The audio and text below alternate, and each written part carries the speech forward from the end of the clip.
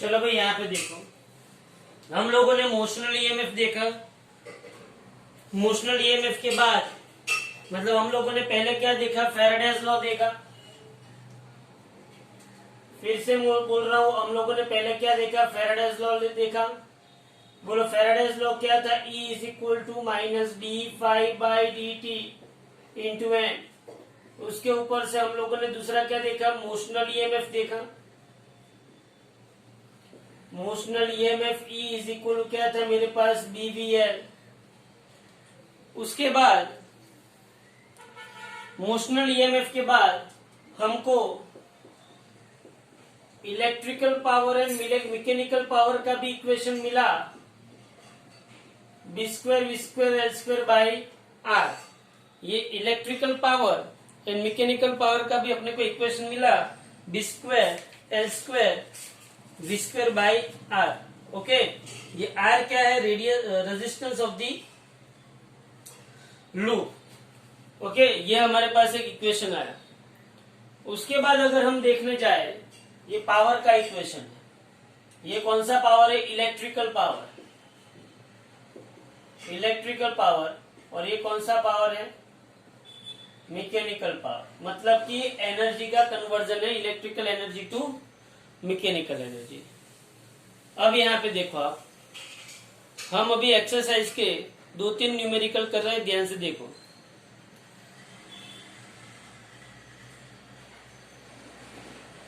Exercise का third number का numerical है। एक्सरसाइज का 3rd नंबर का न्यूमेरिकल है, ध्यान से देखो। एक्सरसाइज 3 क्या कहना चाहते हैं, देखो। Long solenoid with 15 turns per centimetre. कितना टन्स पर सेंटीमीटर है, 15 turns per centimetre. Has a small loop area 2 centimetre square. मतलब आपको नंबर ऑफ टन्स पर लेंथ दिया है, फिर लूप का एरिया दिया है, और वो place inside the solenoid normal to its axis. If the current carried by the solenoid changes steadily from 2 ampere to 4 ampere in 0.1 second, what is the induced EMF in the loop while the current is changing?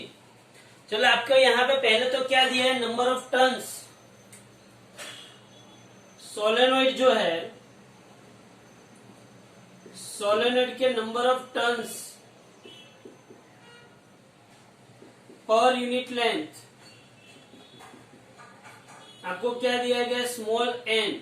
Small N आपको दिया गया है 15 turns per centimetre. चलो भाई, 15 turns per centimetre का मतलब क्या हुआ, N is equal to 15 turns per centimetre 10⁻⁻² metre. तो small N is equal to 1500। यहाँ पे आएगा टन्स पर मीटर। बोलो, स्मॉल एन मिल गया, ये स्मॉल एन है। फिर यहाँ पे उसने क्या बोला है कि एरिया जो लूप का है वो 2 × 10⁻⁴ मीटर स्क्वायर, और करंट 2 एम्पियर से 4 एम्पियर हो रहा है। Area 2 centimetre square, cross section area 2 centimetre square, मतलब 2 × 10⁻⁴ का मीटर स्क्वायर। एंड करंट जो है वो कहां से कहां जा रहा है, मतलब पहले current I1 is equal to 2 ampere था। I1 is equal to 2 ampere से I2 इज इक्वल टू क्या हो रहा है, 4 एम्पियर करंट हो रहा है। I1 is equal to 2 ampere से current I2 is equal to क्या हो रहा है, 4 एम्पियर हो रहा है। ओके, और कितने टाइम में हो रहा है, 0.1 सेकेंड में। कितने टाइम में हो रहा है, delta T is equal to 0.1 second में हो रहा है। तो आपको इंड्यूस ईएमएफ ढूंढना है। क्या ढूंढना है आपको, इंड्यूस ईएमएफ। इतना सा क्वेश्चन है। तो मेरे पास इंड्यूस ईएमएफ का इक्वेशन है। क्या है इक्वेशन मेरे पास इंड्यूस ईएमएफ का, E is equal to d∅/dt है इक्वेशन मेरे पास। इंड्यूस ईएमएफ का इक्वेशन है मेरे पास, E is equal to, according to Faraday's law, equal to D phi by D T, but magnetic flux phi is equal to क्या होता है, फाई इज इक्वल टू क्या होता है, बी ए कॉस थीटा। अब ध्यान से सुनना, फाई इज इक्वल टू क्या होता है, बी ए कॉस थीटा। अब ध्यान से सुनना, यहाँ पे एक चीज है, उसने बी ए कॉस थीटा में थीटा क्या ले, तो उसने ऐसा बोला है कि long solenoid with 15 tons per centimeter has a small loop area 2 centimeters square placed inside the solenoid normal to the axis। Solenoid को जो एक्सिस है, सोलेनोइड की जो एक्सिस है उसके नॉर्मल मैंने एक कॉइल रखी हुई है, एक लूप रखी हुई है। समझो आप, एक सोलेनोइड है, ये सोलेनोइड है, सोलेनोइड की एक्सिस हुई, सोलेनोइड की एक्सिस के नॉर्मल मैंने क्या रखी हुई है, लूप रखी हुई है। समझो आप, यहाँ पे मेरे पास मैं ऐसा भी बता सकता हूं कि ये सोलेनोइड है, ये उसमें ये वायर वाउंडिंग है। ओके ओके, सपोज कि यहाँ से करंट ऐसे पास हो रहा है। अब ऐसे करंट जब पास होगा, ऐसे करंट जब पास होगा तो मैग्नेटिक फील्ड ऐसे आएगी। तो सपोज कि ये मैग्नेटिक फील्ड ऐसे आ रही है। ओके, ये मैग्नेटिक फील्ड ऐसे आ रही है। हाँ चलो, अब मुझे क्या बोला गया है, इसके अंदर जो लूप मैंने रखी जिसका एरिया कितना था, 2 centimetre square, area of loop कितना है, 2 सेंटीमीटर स्क्वायर। ये लूप मैंने उसकी एक्सिस के परपेंडिकुलर रखी। ये लूप उसकी एक्सिस के क्या है, परपेंडिकुलर। इसका मतलब ये हुआ कि ये जो मैग्नेटिक फील्ड है और ये लूप का एरिया वेक्टर है, ये मैग्नेटिक फील्ड जो है और लूप का जो एरिया वेक्टर है, दोनों एक दूसरे के पैरेलल हुए। बोलो ये पता चला कि नहीं चला? यहां से ये पता चलता है कि मैग्नेटिक फील्ड की जो डायरेक्शन है वही डायरेक्शन एरिया में, वो आपको पता चलना चाहिए, वरना आप यहाँ पे थीटा लिख सकते नहीं हो। ये सोलेनोइड की एक्सिस, उसके परपेंडिकुलर मैंने किसको रखा, लूप को रखा। तो लूप का जो एरिया वेक्टर है वो मैग्नेटिक फील्ड के क्या होगा, पैरेलल होगा। So here B is parallel to A, तो थीटा इज इक्वल टू मैं क्या समझ सकता हूं, 0। तो phi is equal to B A cos 0। So phi is equal to B A, but magnetic field in solenoid का equation क्या आता है, मैग्नेटिक फील्ड इन सोलेनोइड का इक्वेशन क्या आता है, B is equal to mu 0 small n into I. हाँ भाई, मैग्नेटिक फील्ड सोलेनोइड का इक्वेशन ये आता है। तो बी इज इक्वल टू, तो phi is equal to, so phi is equal B की जगह पे म्यू 0 स्मॉल एन आई ए, ये इक्वेशन नंबर 2। अब इस फाई को यहां पे रखो, तो substitute equation 2 in 1, substitute equation 2 in 1। तो बोलो अब क्या होगा, अब क्या होगा, इंड्यूस ईएमएफ का इक्वेशन क्या होगा, induce EMF E is equal to D by D T. Phi क्या है, mu 0 N I A, mu 0 N I A. Phi क्या है, मेरे पास म्यू 0 है, बट आप समझ सकते हो कि mu 0 N A are constant, ये सब कांस्टेंट है। तो मैं इंड्यूस ईएमएफ में यहाँ पे मैं म्यू 0 एन और ए बाहर निकाल सकता हूं। तो अंदर क्या बचेगा, अंदर क्या बचेगा, सिर्फ D I by D T. तो मैं E इज इक्वल टू, बोलो अब सब कुछ लिखना स्टार्ट करूं। म्यू 0 क्या है मेरे पास, 4 पाई इंटू 10⁻⁻⁷, स्मॉल एन मेरे पास 1500 है। एरिया कितना है मेरे पास, 2 इंटू 10⁻⁴, और D I by D T मेरे पास 0.1 है, और डेल्टा आई मतलब क्या होगा, I2 माइनस I1। तो d I by D t मतलब nothing but I2 minus I1, और डेल्टा टी कितना है, 0.1। तो यहाँ पे मुझे पता चलेगा कि 10⁻⁻7 एंड 10⁻⁻4, 10⁻⁻11 मतलब 4 पाई इंटू 3000 इंटू 10⁻⁻11 और ये 4 - 2 2 हो जाएगा और ये 0.1, तो आपको यहाँ पे समथिंग वोल्ट मिलेगा। बोलो पता चला?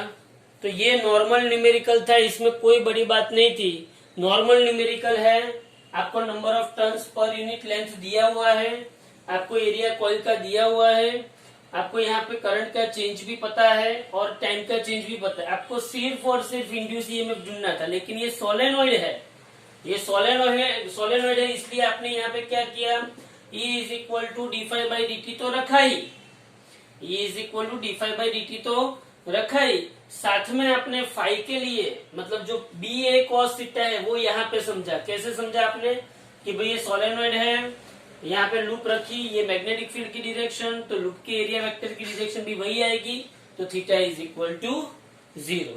ओके, इतना पता चला। तो ये है एक्सरसाइज का थर्ड। सिमिलरली मैं एक्सरसाइज का 4 निकालू, क्या है ध्यान से देखो। एक्सरसाइज का 4 नंबर का numerical,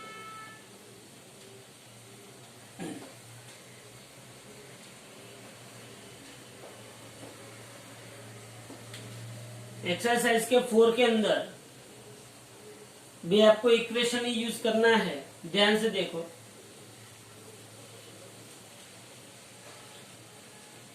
A rectangular wire loop of side 8 cm and 2 cm, देखना ध्यान से, ये बहुत बढ़िया क्वेश्चन है। एक्सरसाइज का 4, एक रेक्टेंगुलर वायर लूप है, ध्यान से देखना है, ये 8 सेंटीमीटर है और दूसरा क्या है 2 सेंटीमीटर। ये रेक्टेंगुलर वायर लूप है, 8 सेंटीमीटर और एक 2 सेंटीमीटर है, with a small cut in moving out of a region of uniform magnetic field of 0.3 tesla. चलो, ये मैग्नेटिक फील्ड यहाँ पे कितना दिया हुआ है, 0.3 टेस्ला दिया हुआ है। ओके,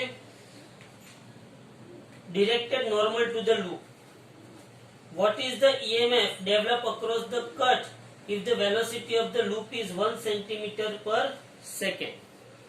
चलो, वेलोसिटी ऑफ लूप क्या है,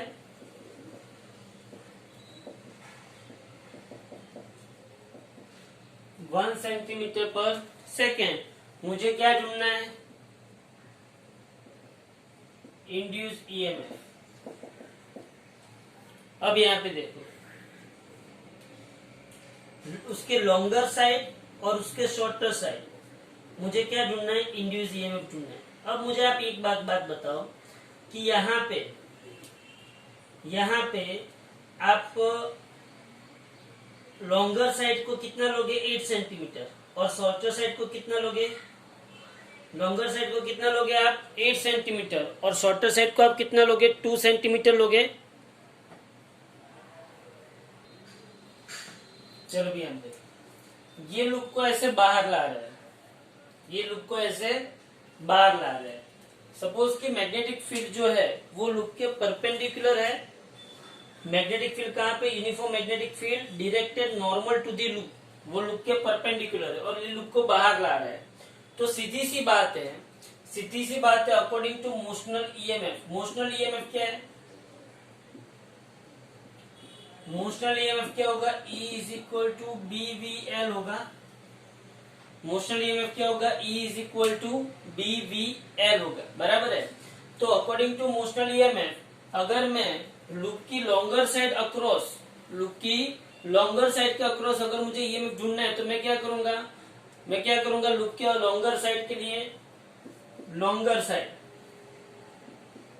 तो E इज इक्वल टू क्या होगा BVL। B कितना है 0.3, B कितना है 0.3, V कितना है, V यहाँ पे कितना दिया है 1 सेंटीमीटर पर सेकंड, मतलब 10⁻², और L कितना है 8 इंटू 10⁻², तो उसके ऊपर से आपको 2.4 इंटू 10⁻⁴ वोल्ट मिल जाएगा। लेकिन ये जो ईएमएफ है ये जो ईएमएफ है वो लॉन्गर साइड के अक्रॉस क्रिएट हुआ है, मतलब कि अगर यहाँ पे पॉजिटिव चार्ज डेवलप हुए तो यहाँ पे क्या हुए, नेगेटिव चार्ज डेवलप हुए। हाँ, तो यहाँ पे वेलोसिटी इज इक्वल टू, ये डिस्टेंस कितना हुआ b जितना, तो वेलोसिटी इज इक्वल टू क्या होगा b बाई टी, तो यहाँ पे t इज इक्वल टू क्या होगा b बाई v। तो b कितना है मेरे पास 2 सेंटीमीटर, तो 2 इंटू 10⁻², और v कितना है, v कितना है मेरे पास 1 सेंटीमीटर, मतलब 10⁻²। तो यहाँ पे टाइम मुझे कितना लगेगा 2 सेकेंड लगेगा। वोल्टेज को डेवलप होने के लिए टाइम कितना लगेगा मुझे, यहाँ पे 2 सेकेंड लगेगा। अब यहाँ पे देखो, मतलब कि इतना वोल्टेज, इतना ई जितना EMF create, time taken to develop EMF. ऐसे ही मैं किसके लिए कर सकता हूँ, मोशनल ईएमएफ में किसके लिए कर सकता हूँ, शॉर्टर साइड के लिए कर सकता हूँ। मोशनल ईएमएफ मैं कौन सी साइड के लिए कर सकता हूँ, शॉर्टर साइड के लिए भी कर सकता हूँ। तो E इज इक्वल क्या होगा मेरे पास, अगर मैं इसको शॉर्टर साइड के लिए करता हूँ तो E इज इक्वल मेरे पास क्या होगा, तो E इज इक्वल मेरे पास क्या होगा dV, मतलब सपोज कि यहाँ से और यहाँ पे पॉजिटिव नेगेटिव क्रिएट हुए तो BVB, तो E is equal to B मेरे पास 0.3 है और V मेरे पास 10⁻² है और स्मॉल b मेरे पास 2 इंटू 10⁻² है, तो 0.6 इंटू 10⁻4 वोल्ट क्रिएट होगा, 0.6 इंटू 10⁻4 वोल्ट क्रिएट होगा। और उसके लिए मुझे टाइम अगर ढूंढना है, हाँ टाइम अगर मुझे उसके लिए ढूंढना है तो टाइम का इज इक्वल, इसके लिए डिस्टेंस कितना आएगा L जितना आएगा, तो टाइम इज इक्वल कितना होगा L बाई बी, तो टाइम इज इक्वल L कितना है 8 इंटू 10⁻², और V कितना है मेरे पास 10⁻², 10⁻² कट, तो यहाँ पे कितना सेकंड लगेगा 8 सेकंड लगेगा। ओके, तो ये शॉर्टर साइड और ये लॉन्गर साइड के लिए ईएमएफ जनरेट करने की बात हो गई। तो ये हो गया आपका एक्सरसाइज का 4th नंबर का न्यूमेरिकल। ओके, उसके बाद आपको एक्सरसाइज का 5th नंबर का न्यूमेरिकल समझने से पहले एक इक्वेशन में आपको समझाता हूं, ध्यान से सुनना।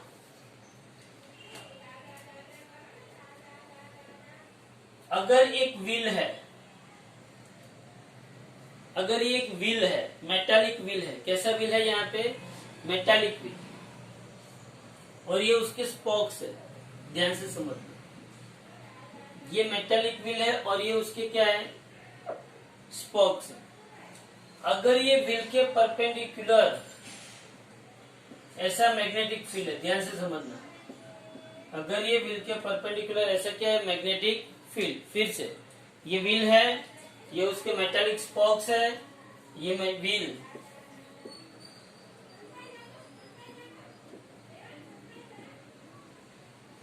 Metallic spokes. अगर ये मैग्नेटिक फील्ड है,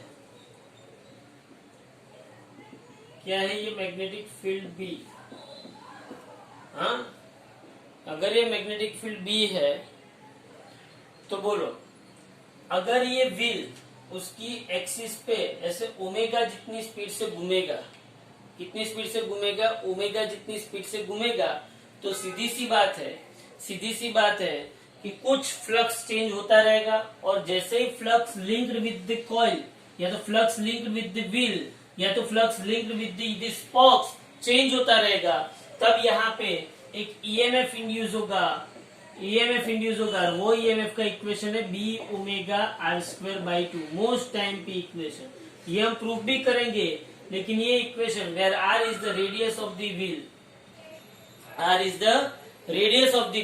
मोस्ट टाइम पे equation E is equal to B omega r²/2।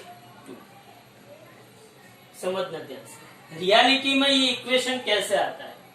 तो भाई ये जो व्हील का रेडियस है, यहाँ पे मैं कोई एक डिस्टेंस पे r डिस्टेंस पे मैं dr स्मॉल एलिमेंट ले लेता हूं, बराबर है। तो यहाँ पे induce EMF, consider a small length element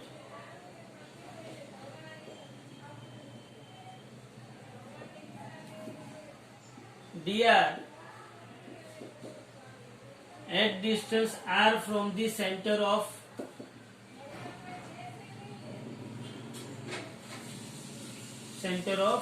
wheel on spoke.